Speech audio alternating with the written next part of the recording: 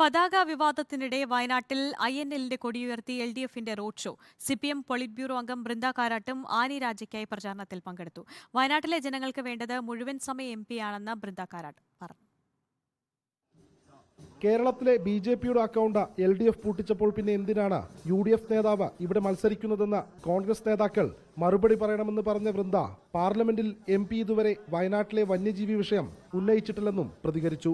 എന്തുകൊണ്ടാണ് ലീഗിന്റെ പച്ചക്കൊടി ഒളിപ്പിച്ചതെന്ന് കോൺഗ്രസ് നേതാക്കൾ മറുപടി പറയണമെന്ന് പറഞ്ഞ വൃന്ദ ഇടയ്ക്ക് INLന്റെ കൊടിയും കയ്യിലെടുത്തു.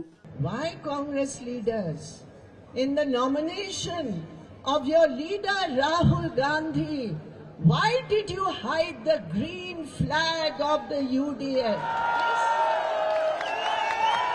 INL is a respected member of the LDF. വയനാടിനൊരു മുഴുവൻ സമയ MPയെ വേണമെങ്കിൽ ആനിരാജയെ പാർലമെന്റിലേക്ക് അയക്കണമെന്നും വൃന്ദ കാരാട്ട് പറഞ്ഞു. Do you want a full-time MP or do you want a part-time MP? You require 24/7 MP, and that MP will be Ani Raja, only Ani Raja.